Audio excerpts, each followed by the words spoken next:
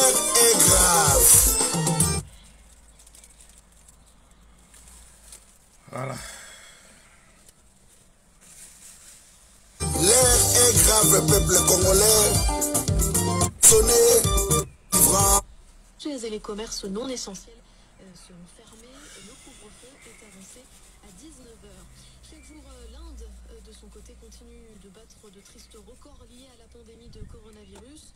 Le pays submergé. Bonjour, bonjour, Bokoto, Bokoto. L'air est grave, l'air est grave. Enfin.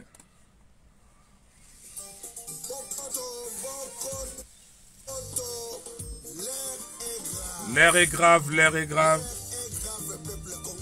Ouais. Partagez. Voilà, voilà, merci, merci Bandeko. Soki na lobina continue koyo kaboke chwa yambo. Émission ekotika la kaka banzembo wa yambo. Merci mingi na nzembo oyo ya boke chwa yambo. O ezali kola musabiso banvuluzi bana ba koko. Merci. Elena Garcia News TV toujours. De muito tempo. Merci Pedro Samuel, merci à tout le monde. Voilà, voilà, naye na esengo, yango momo na la telebino. Elamba ya pembe parce que il y a une fumée blanche au eutu kobima na kati ya diaspora. Tozali batu oyo toza comprendre pour na unité pour na bomoko ya diaspora. Yango na yeto meke un peu kosolola. Na meke un peu kospike biso. Pourquoi mon peuple wane kotaki? Na ye koloba yango. Bao bazali ba initier ba ko comprendre. Mais les aliénés ne vont jamais me comprendre. Ils ne vont jamais comprendre. Na sepeli mingi. Nenge bandeko na biso. Batie na se. Nenge bandeko na biso. Bazuma i batie na katia ba verre na bango ya vino. Bazum moto. Babwakeli yango mai moto ekufi. Mais moto molimo nyonso ekomelaka ye amonaka yango na miso bo moto kaka te. Un homme spirituel amonaka nyonso na molimo. Et un homme charnel amonaka nyonso kaka na musuni na miso bo moto boye.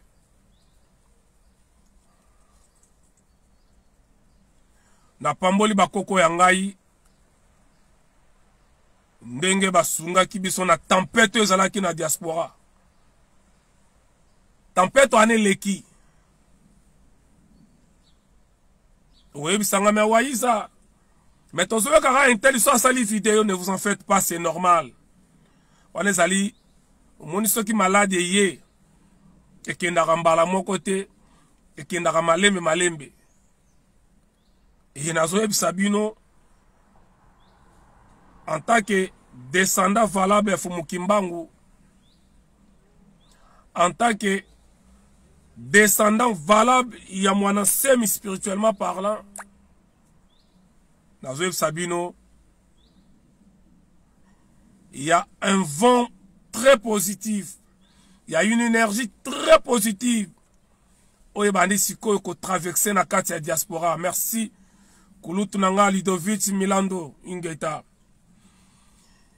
Il y a un vent très positif et une énergie très positive, très agréable. Et lingi soko banda ko balaye na kati ya diaspora. Pona komema mupepe nyonso wana mabe. Ici je parle aux initiés. Ici je parle aux initiés. Je ne parle pas aux aliénés. Baye bazana misa molimo. Baye oyo bazala ensemble na bakoko. Bako comprendre. Avant makambo ebanda oyo bato bolandaka nga. Na yaka na yebisaka bino. Il y a une énergie très négative. Mon pepe moko ya mabe kokota na diaspora na yaka na yebisaka bino. Bozonga na ba vidéo na nga bomona. Bat bakanisi nga nazalaki prophète ya malheur. Nazalaki prophète ya malheur te. Bon, makambo mosusu pe ntango nalobaka nga moko nayebaka te uti wapi. Après nayebaka nayomona ekokisama. Lelo naye koyebisa bino il y a une énergie positive, un vent positif, mupepe ya malamu ezokota siko na kata diaspora.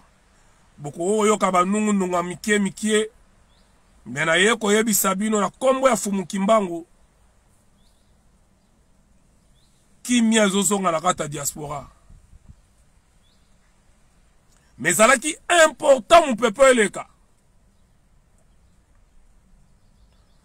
Jamais na ne ya centenaire ya Kimbangu na mwana ye kaka ya Kimbangu nungu ezala te.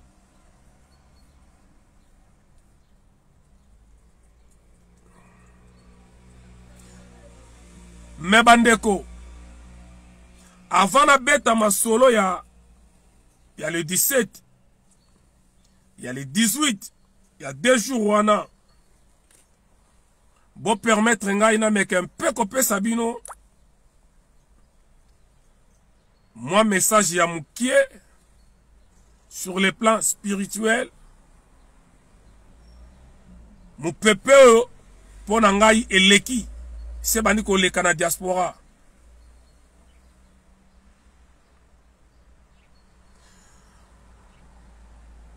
Baye baza ba initier ba ko comprendre mamnazolo ba. Bwebi na kati ya mboka nyonso na ba village. Na ba village na biso. Tangu ba chef coutumier. Lelo na été soma ramange tikala ya po christianisme côté la bango partout. Mais à l'époque, lorsqu'un patriarche, un chef coutumier a koufi, il y a toujours quelque chose de ça la maka. Soit bokoyoka mupepe ya makasi na mboka, soit mbula moko ya makasi kobeta bandeka ya braza baka mvula, excusez-moi. Soit bokomona bakake ezobeta. Soit boko remarquer ba bilanga ezokauka. Boko kende msusu na chasse bobome le côté. Ya yi même ba rivière monsieur kauka. C'est toujours comme ça. Avant na beta masolo ya le 17 na le 18, botika na expliquer biso makambo. Là je vais parler de Papa Ngwanda, paix à son âme. Oui, c'est vrai. Papa Ngwanda azalaki chef ya batu nyonso te. Ça c'est vrai. Oui, c'est vrai. Papa Ngwanda azalaki responsable ya ba diaspora nyonso te. Ça c'est vrai, toyebi. Mais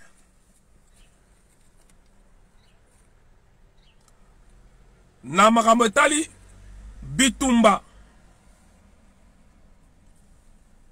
azalaki mutu oyoyo azalaki na ba énergie ebele na mabe na malamu na ye. Na mabe na malamu na ye.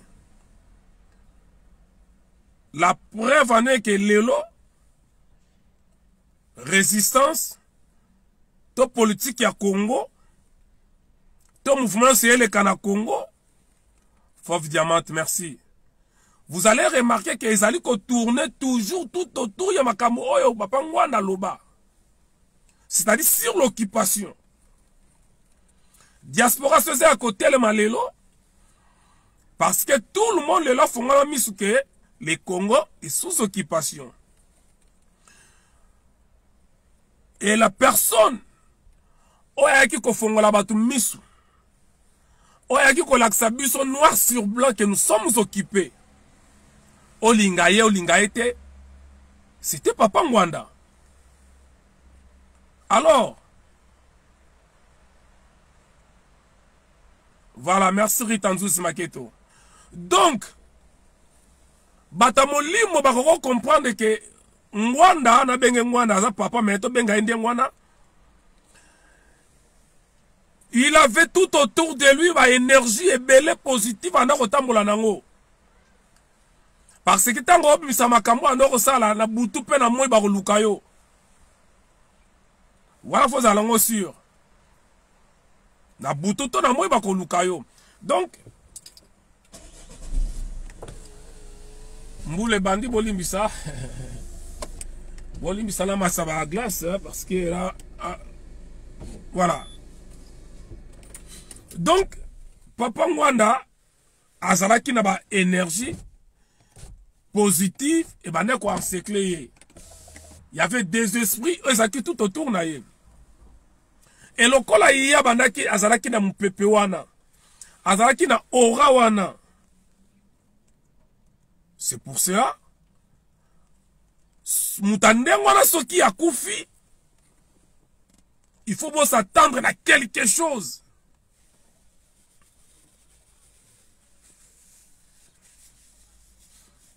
Donc, où est le Canada diaspora? Je vous le dis, spirituellement parlant, quelque part, ils allaient lier la liwa Yangwanda. À Brasinabo. Ça se passe comme ça lorsqu'un chef coutumier a koufi et l'eau comme que ça la makanamboka. Nazolo bango que papa Ngwanda zala ki chef ya batunyo sauté.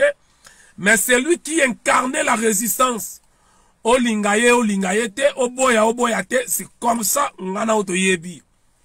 Et la personne qui incarnait la résistance, et Moutande Ngwanda, o esprit est belé, et comme qui tout autour na ye, o yo, aya qui ko créé, Ngwanda comme qui voire même Egrégor. Egrégor, ngolo belo comme abete, attention. Et Grégor est comme abêté. C'est-à-dire, et comme qui a créé une énergie, ou est comme qui présente dans la résistance. Et Moutande, on a sora koufi, bon, ça l'assure, et il est carapam maté. Dans le mboka, dans le village, dans la tribune, ça se passe comme ça. Donc c'était normal, après Liwa et Papa Ngwanda, il fallait qu'il me pepe ningana na diaspora na mboka na ye. Voilà. Il fallait qu'il y ait une réalité maramususe bima o ezaki na cessé. Il fallait qu'il ba se déchaîner parce que tellement que ma belle ka ki mingi kati na biso tellement que makambo cessé et le ka ki mingi lokuta kanda banine le ka ki mingi. Il fallait que Makamwane salama, batuba loba, batuba bimisa, ba secret batuba yeba kite bima. C'est tout à fait normal. Ah mais bozo son na bino, bozo son saboye. Pourquoi na sele kakaka na média? Tout ça ba remarque non so boloba ke za malamu. Mais botika na sabino c'était important, alors hyper important et lo kwane salama parce que ane ya kimbango ko le kaboyete. Ane ya kimbangu, Papa Ngwanda kufi lisusu. Ane ya kimbangu, Papa Ngwanda akufi. Des résistants. Voilà. Des résistants. Ane tozo fêté centenaire ya résistant kimbangu. C'est la même année oyoyo. La personne qui incarnait la résistance à Koufi. Et Bino Bozako s'est étonné comment on a mu pepo n'engezo ningsa na diaspora. Nayaka na yebisaka Bino. Et lelo na yeko yebisa Bino mu pepe wana eleki et il y a un autre vent très positif où il faut traverser ce diaspora.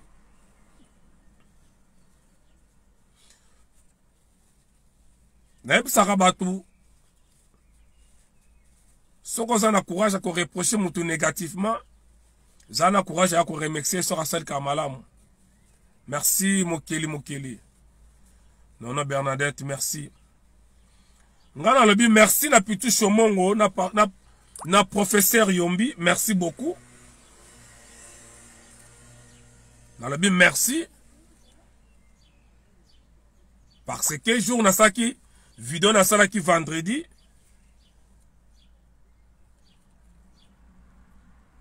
Na vidéo wana kombo na tangaki mingi zaki ya Pitu Chomongo, autorité morale, merci. Mais lelo bato bana okanisa ke Pitu Chomongo ko ya peut-être attaquer a finga sala boye non. Aye a récupérer place na ya leadership. Ya kozama kamukotiana se. Ça c'est très bien. Professeur Yombi, merci. Atienne assez. C'est fini.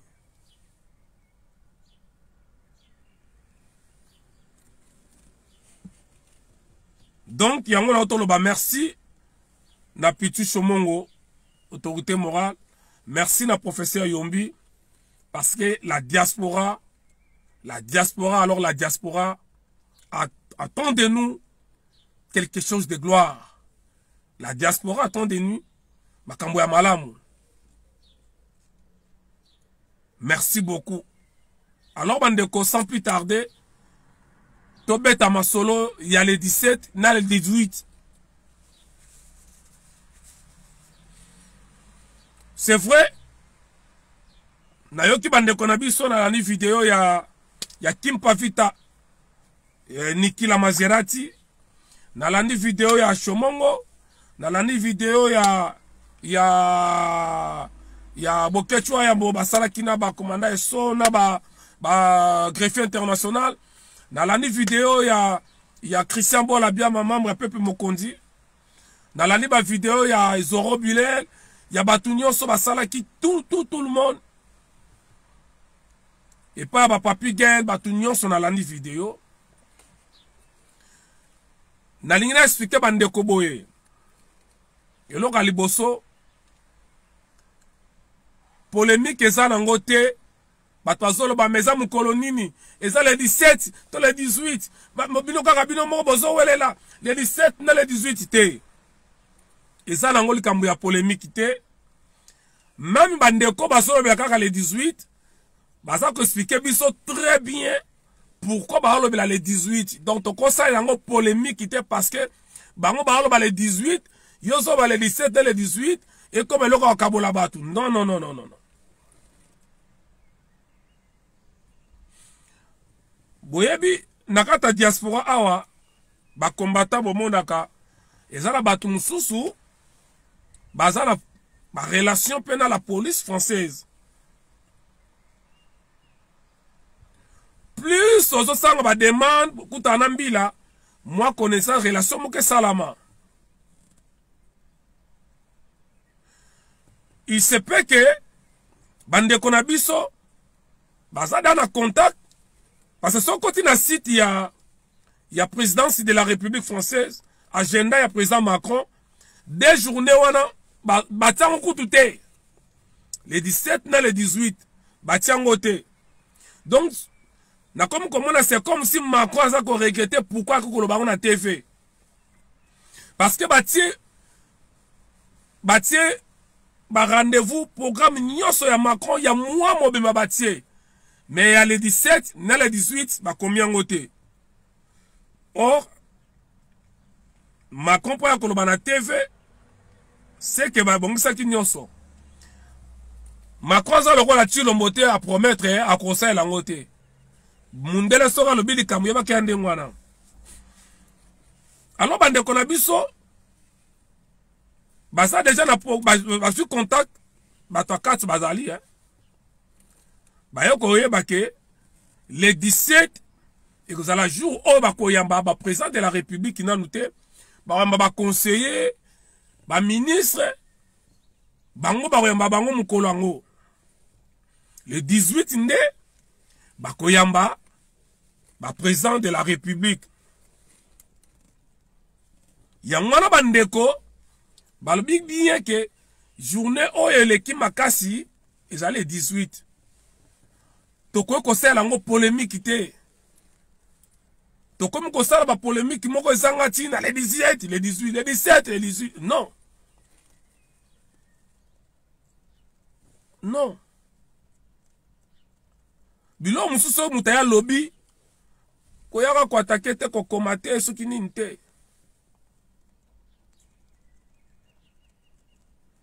Mais ngai nani kosenga na bandeko boye programme bandeko na so apesi biso ya le 17 na le 18 eza bien.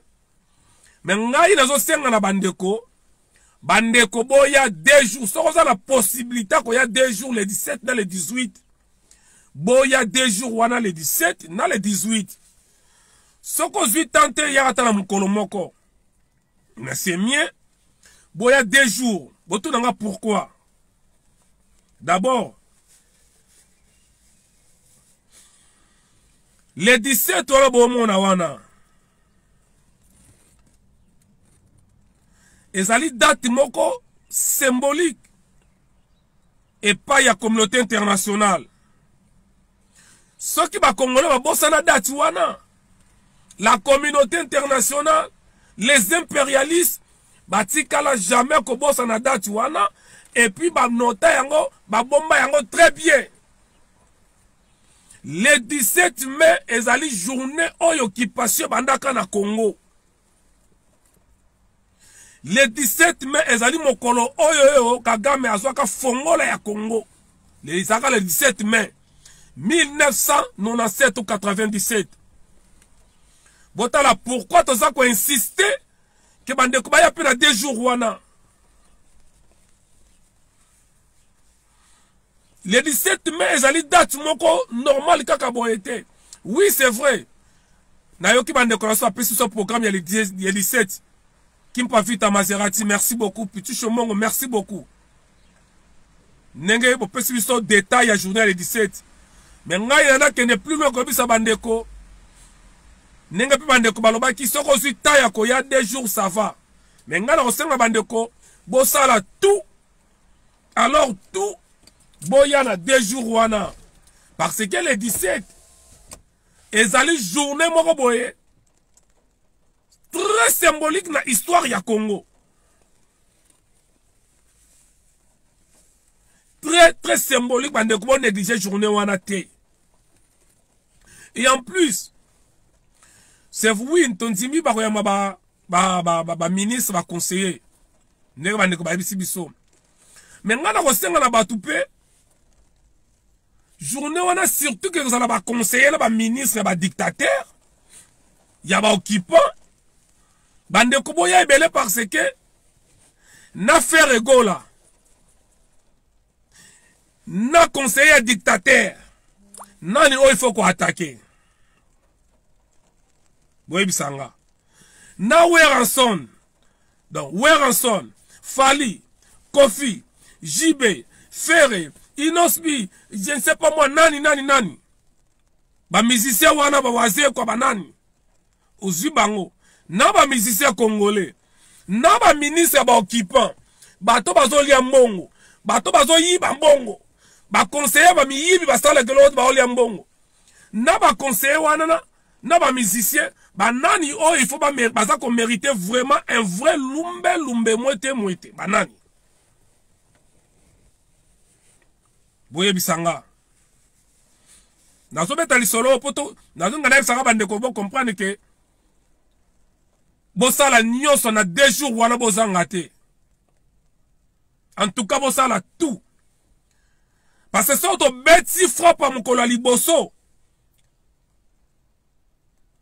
Ce qui te beti frappe à makasi mukolo liboso. Keba bako ko annuler 2e jour na bango. Ah oui. Ce qui premier jour to yindi sifuma nenge koleka nenge salaka mukolo ya Bercy. Bozala sûr que 2e jour wana o bako ya baba chilolo et kozala te. Et ça sera une grande victoire. Ce qui t'ont frappé le 17, t'ont frappé très fort le 17, wana, Macron a quoi annulé 2e jour, a quoi annulé journée le 18 parce que a kolingate a tia ba président africain et ba président batou, en danger et puis à kolingate basala manifestation basala forum na bango sous tension na libanda à kolingate parce que tous les médias internationaux et kozala wana mission za la braquer na Paris. Vous comprenez maintenant les enjeux. Avantage ya makamna zoloba, il y a les 17 bientôt zoloba. On va avancer, excusez-moi. Tombe un peu kotia. Ah, charge. Ah, makambo yo. Téléphone est au kangama, c'est pas grave. Donc, ce qui les 17 citoyens est belé,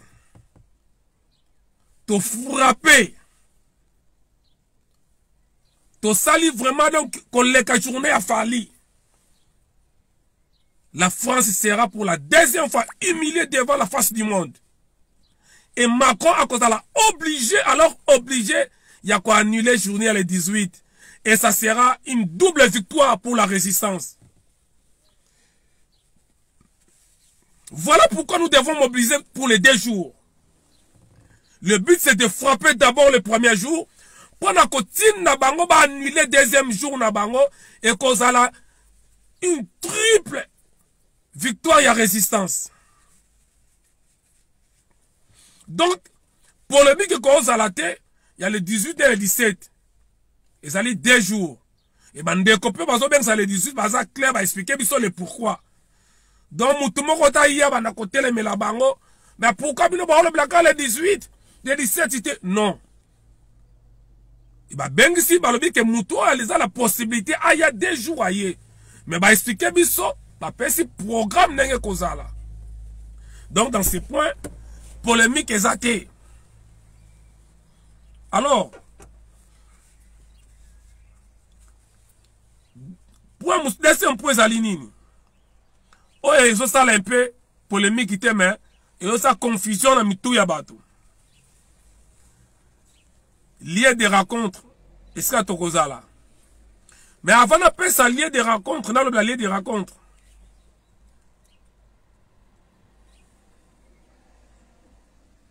Voilà, merci beaucoup. Avant que nous avons le Makambesra City ne kozala. Journée wana il y a le 17 na le 18. Ezali à marchité. Flyer au bosom les autres tambola, affiche les autres tambola wana na réseaux sociaux. Oh balabi que marche ezali le 18. Ezali et où c'est pas ba résistant ya ba collabo ba résistant ba lia kana na Félix.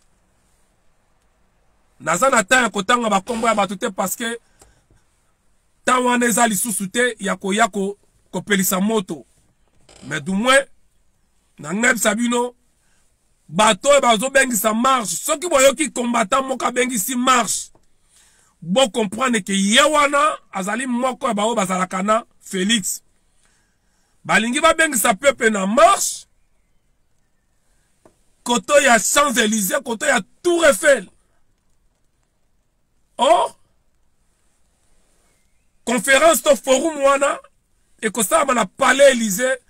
Oh, ezali très loin, vraiment très loin. Et si bango va même ma population. Donc balingi ba dévier biso la diaspora, ba dévier batu ba kene na marche. Et ça marche c'était ezali sitting.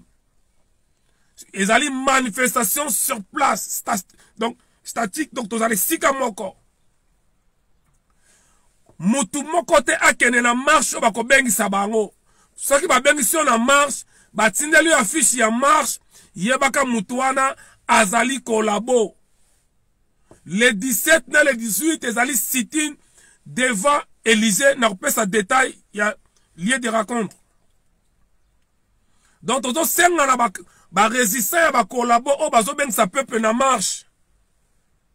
S'il vous plaît to boyi makambo wana bozala ba courager lokola RCK. Ah, on a attaqué Moutouté, on a la polémique, on a senga na ba résistant, on a ça désordre, enfin, pas ba résistant, batou, oyo, bazo ça désordre, na journée le 17, na le 18, ezali marche té. ezali city autre ça on a parlé Élysée. Et maintenant Petit Chomongo a sengini wapi na métro Miromenil, voilà. Ba bisala pe dieta kabuya pe a sengi kaka kota métro wana pe kaka. Ngai na sengi na croisement avenue ya rue d'Élysée et puis na ya Saint-Honoré, je sais pas moi comment bien Saint-Honoré. Ezali à 100 mètres na palais Élysée. Ba ne konto comprendre les aboye. Eza question ya polémique te. Na ki bato bazolo ba menenge nini ba misusu basenga kotoyo, misusu basenga boye, misusu boye. Ezala ka ndengwana e fonctionna ka ndengwana. Eza question ya polémique te. L'essentiel ezali ke biso nyonso tozala pembeni ya Élysée. Ata tosali 500 demandes ya manif, tosengi 500 endroits différents, eza problème ite. Connaissez ça à moko, biso nyonso tozala na moins d'1 kilomètre na esika makambo ade kosalama. Donc, tant bozo Petit Chomongo azo balikamuke a 5 na métro ya Miromenil, ezali proche le métro le plus proche ya Élysée. Oyo kinga na bi na 5 koto ya rue Élysée o ekangama na palais Élysée. Ça dit biso nyonso na ba dieta kabu esika basengi biso nyonso mutasali lo kamabe azali te. Nali ba ne commence à la claire et bon à la calme. 2-3 jours avant mbila benga kabatu ako benga biso nyonso to sali ba demande pour to discuter ensemble place ni to lingi ya malamu. Et na moment wana biso nyonso to kosala ke to sangani soto pour na 2 places. Pourquoi faut to ça na 2 ou 3 places mkolango? Parce que si to ponika place moko mbila koki koya encercler biso bakangi biso manifestation pesili. Na concert ya héritier. Ezaki liboso place moko ka métro Madeleine. Après bazoro aye kosenga na opéra, basengi bakomata musu bake ba région de demande ya zoro na opéra, du coup to komaki na délier ya rencontre. Madeleine na opéra. Vous comprenez? To ko ça na place moko te. So to ça na place moko. Ok ko manifester place mususu mbila ya sabino bino bosenga ki awawa. Comment boko mo ken musika? Deki abina yoka ki lisusu groupe mo le bina métro books. Batu o basolo ba métro books ezali ba pour ne pas utiliser ba terme monsieur Amabe. Bazali ba collabo na mukuse. Ce sont des traîtres. Parce que muto ayebi Paris ayebi ke métro bourse eza permet Élysée te. Et puis bango ba métro bourse ezali début ba na marche na métro bourse ba ke rosili sango na Trocadéro. Trocadéro ezali kuna kota Champs-Élysées musika te na comment ça s'appelle na Tour Eiffel. Donc boyo kalisolo ya métro bourse te eza musika. On lit qu'on utilise métro, soit métro, bima la métro, Miromenil, Esika, Pichalobi, ou bien, oye na rue Élysée, croisement nango, na Saint-Honoré. Ba place ngala sengi, to métro bimi wana. Mais ko zala malamu, to zala na 3-4 places stratégiques. Mais, toujours pembeni ya Élysée. Pembeni ya palais Élysée. Donc, bande konanga, et l'autre comme ça, discussion eza nango te, et l'autre comme ça, lango to se lango, yako soa na eza te, demande nyonso e salami, mutu moko te, na baba o basali sitin, mutu moko te asali demande ya mabe, à part bato asengi marche, bango de bazan erreur, mais bato basengi sitin, nenge ya dieta kabu ezali, nenge ya Chomongo ezali, nenge ya ezali, Zoro azosala ya ye semaine oyo Christian Bola pe na yo kazo tinda donc batebele bo tinda mais bon luka bo senga toujours pembeni ya palais Élysée ata to kosala 40 000 demandes mais bo senga ngo toujours pembeni ya Élysée 2-3 jours avant bako benga biso to koya kovanda et biso moko déjà fa to kota na kati to kokuta na libanda to kosolola ah ndeko to kende boye bino bo maintenir place ya métro surtout place à métro bo maintenir rango bino bo maintenir awa ezali bon stratégique bino bo kanga awa aso ba repensation nyonso mais 3 places oyo to garder yango ça se passe comme ça ezala te que soto ezala te que to komana mundela bike bolongo awa bo sala place bo ba moto nzima non donc bandeko encore une fois de plus polémique ko za nangote na makambo etali place to kokuta na ba demande toutes les demandes ou tous les lieux demandés ezali place ya bien nyonso oyo to sengi oyo bandeko basengi ya métro ya bapichu banani nyonso ezali bien pe tozali toujours ensemble mikolo koya bokomona biso tokozala na réunion batu ya Belgique bakoya tokokutana bokomona biso na réunion bilongi oyo nyonso bomonaki na 2019 tango Tshilombo ayaki bokomona bango ensemble bilongi nyonso bomonaki wana na concert afali bokomona biso nazoloba boye yo oza combattant yo oza résistant soki omobilize batu te na arrivé ya Félix koya kobetelaka susu basolo ya résistance te koyaka lisusu kofinga Félix te yo oza grand combattant grand résistant la grande combattante la grande résistante soki o mobiliser biso te na arrivé ya Kagame na Tshilombo na poto en France alors s'il vous plaît avec tout le respect kanga ba pareil na yo avec tout le respect ko beta kalisusu masolo ya politique ya Congo te avec tout le respect ko ya ko kosela ko lobela kasute que Félix azali collabo que Félix azali traître parce que je ne veux pas comprendre Muto yo lo bakazali traître. Muto yo tous les jours au fin na raison de la TV. Kagame Hitler d'Afrique. Kagame boye. Kanani boye. Et Batouana bazoya. Tous les jours, toza kolela que Félix a te kamboka. Félix a sali boye. Soka za na mutu oyo alala ka pongite na maloba ya bato zali Tshilombo. Mais mena Tshilombo azakoya. Tshilombo azakoya nanani na Paul Kagame. Tshilombo na Paul Kagame azakoya. Et yo résistant au Kangi Munoko. Yo combattant au Kangi Munoko. Je ne comprends pas pourquoi des combattants, des résistants, au Babundelara Congo, bazo Kanga Munoko, bazo nga ko mobiliser batouté. Le sakodi d'Ailindo. Moutaza kolobake. Angai na komobilize batute.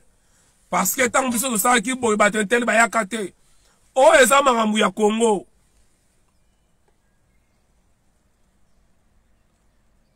Soka za la journée oyoyo. Il faut tout ça la action qu'on les Canadiens ou ya concert ya Fali et ça arrivé à Tshilombo na Kagame. Soka za la journée oyo. Il faut tout l'accent dans le monde entier que les Congolais sous-occupés. Qu'on les caotos ça qui na concert ya Fali. Et ça arrivé à Félix na Kagame. Les 17, les 18. Un vrai Congolais. Un vrai patriote. Un vrai combattant. Un vrai nationaliste. Un vrai résistant. Il faut Yawana. Et puis il faut mobiliser Batou. Bande konanga. Combattant ouais boko moi nazo kang munoko na ye aboy ko mobiliser batu na arrivé à Félix we barzoli ambongo.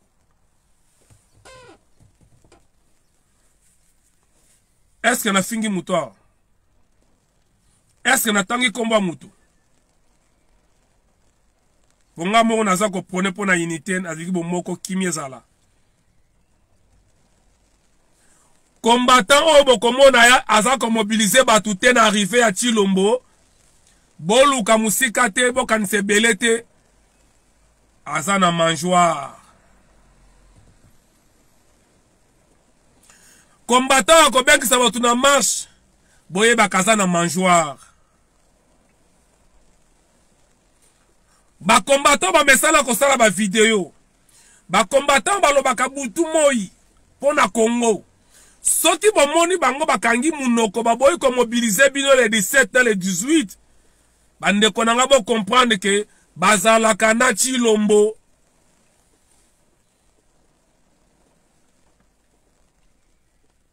ah oui les 17 et 18 ce sont 2 journées africaines. Ce sont 2 journées oyo ou 2 jours oyo. Les Africains, sont capables de connaître dans le monde entier que nous ne sommes plus dupes comme avant. Alors si vous voyez un combattant, un résistant, soi-disant combattant résistant, oyo a mesala koleka na TV kosala ba émission. Oyo a mesala koleka na Facebook kokoma koloba pona Félix, pona Rwanda, pona Congo. Oyo amesala ko dénoncer ba crime eleka na Congo. Oyo alaksaka bino ke yazali vraiment ennemi ya Kagame.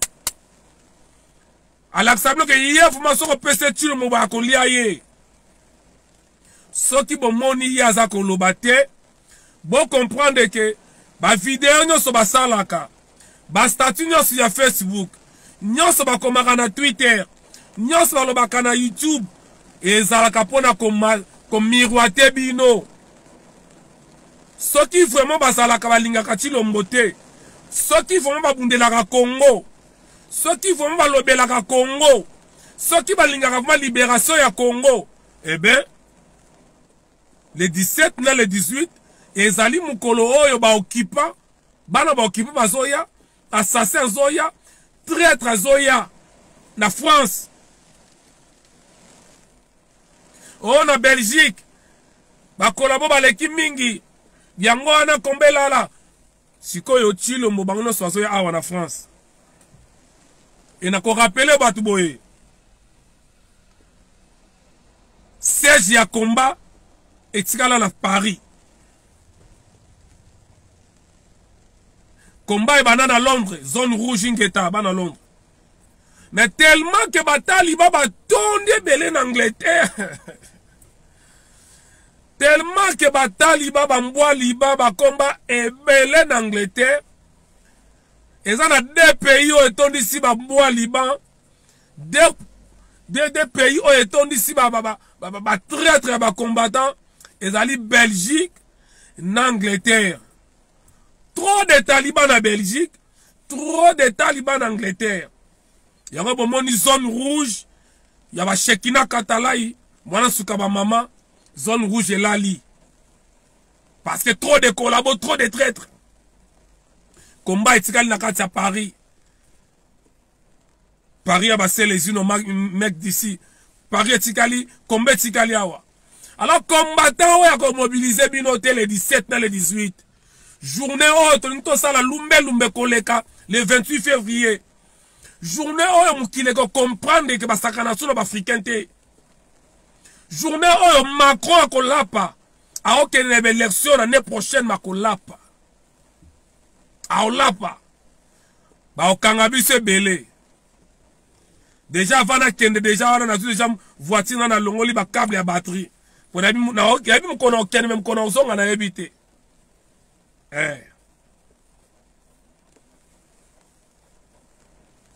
Ouais. Ngata na kena ba action ndengwana na longola ba borne ya batterie na nga ya voiture. Na kei na yebi mkono ozonga, na yebi mkono okene même kono ozonga na ebité.